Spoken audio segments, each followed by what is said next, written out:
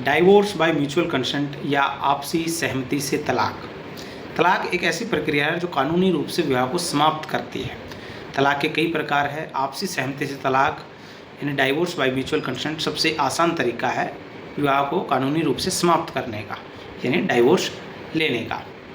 आज हम बात करेंगे कि डाइवोर्स क्या है और इसमें कितना समय लगता है और इसके लिए कहाँ पे फाइलिंग की जाती है, कम से कम कितना समय लगेगा, कौन कौन से दस्तावेज ज़रूरी है।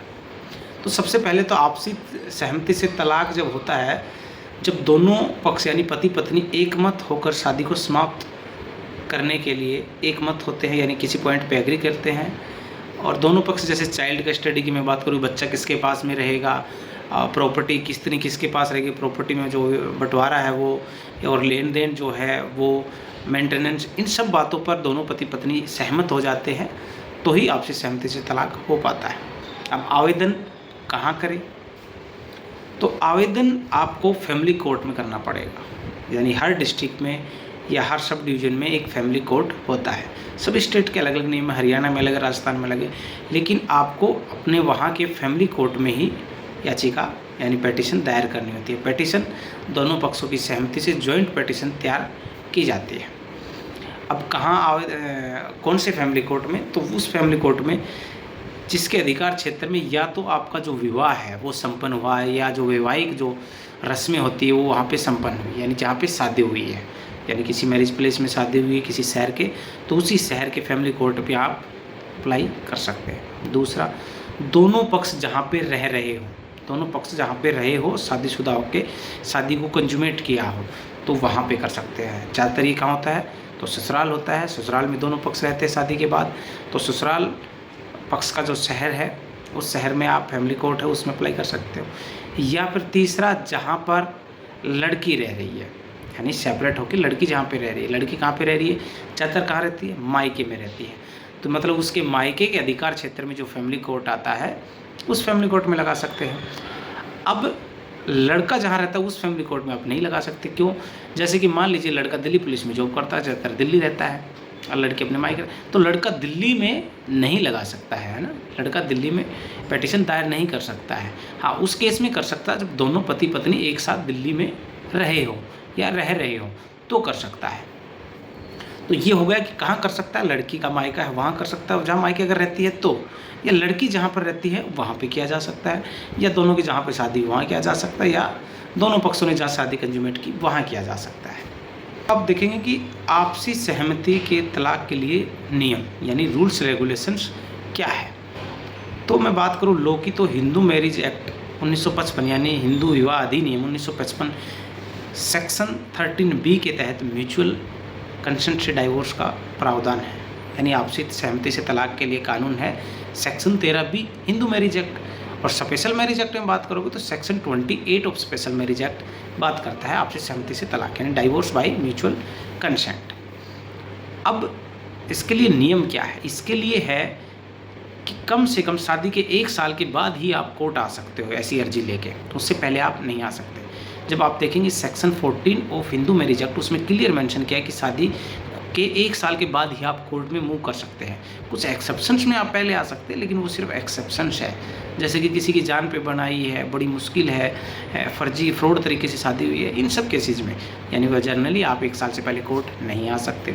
दूसरा, दोनों पक्ष डाइवोर्स के लिए सहमत होने चाहिए, म्यूचुअल अंडरस्टैंडिंग होनी चाहिए तो ही आ सकते हैं। और पेटिशन फाइल करने से कम 1 साल से दोनों अलग रह रहे हो, यानी मिनिमम 1 ईयर सेपरेशन पीरियड चाहिए। यानी जब आप डाइवोर्स बाय म्यूचुअल कंसेंट के लिए कोर्ट आ रहे हो तो कम से कम दोनों पक्षों को, पति पत्नी को 1 साल से अलग रह रही है, दोनों के दोनों, जरूरी है, मैंडेटरी है। अब अगर कोर्ट सहमत होता है, जब कोर्ट सहमत होता है, आश्वस्त होता है कि ये शादी आगे नहीं चल सकती, दोनों पक्ष इस शादी को नहीं चला सकते, तो कोर्ट उन दोनों की स्टेटमेंट लेता है जिसको कहते हैं फर्स्ट मोशन। यानी जैसे ही पेटिशन फाइल की, कोर्ट पेटिशन को चेक करेगा, उनसे पूछेगा सवाल, आपकी शादी कब हुई थी, कितना समय आपको अलग होते हुए हो गया, क्यों आप शादी नहीं चलाना चाहते, और उसके बाद कोर्ट सहमत होता है, आश्वस्त होता है, कोर्ट को लगता है नहीं चलेगी शादी, तो कोर्ट दोनों की joint statement first motion record करता है और कोर्ट 6 महीने का टाइम पीरियड देता है सेकंड मोशन के लिए, जिसको बोलते हैं पुनः विचार अवधि या सुलह अवधि, कि इन 6 महीने के अंदर ये कूलिंग पीरियड है। आप दोनों की अगर सहमति हो जाए, आप दोनों फिर से घर बसाना चाहते हो तो बसा सकते हो, अगर नहीं बसाना चाहते तो आप 6 महीने के बाद दोबारा आइए, सेकंड मोशन पे अपनी स्टेटमेंट दीजिए और डाइवोर्स ग्रांट हो जाएगा। यानी 6 महीने के अंदर, इससे आसान और इससे कम समय में नहीं।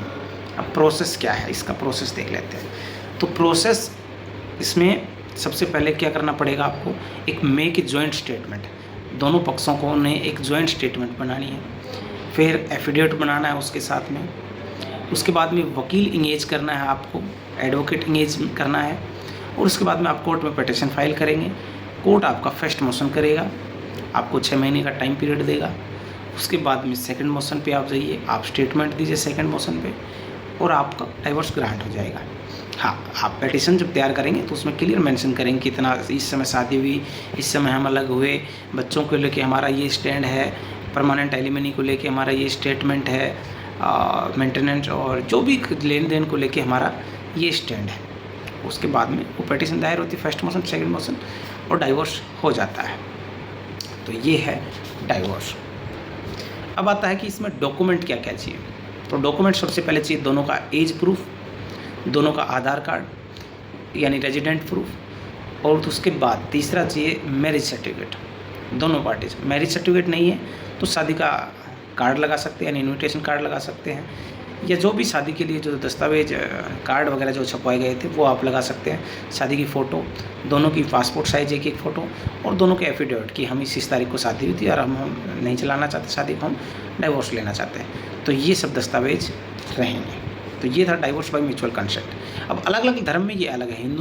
हिंदू मैरिज एक्ट है, स्पेशल मैरिज एक्ट भी है, मुस्लिम्स में खुला और मुबारक 2 टाइप के तलाक होते हैं। उसके बाद में आप पारसी में, तो पारसी में भी 1936 का पारसी एक्ट है, उसके तहत डाइवोर्स बाय म्यूचुअल कंसेंट होता है। क्रिश्चियन में तो डाइवोर्स एक्ट 1869 है, उसमें डाइवोर्स बाय म्यूचुअल कंसेंट है। तो ये सभी रिलीजन्स में अलग अलग होता है। स्पेशल मैरिज एक्ट में कोई रिलीजन नहीं होता, कोई भी 2 अडल्ट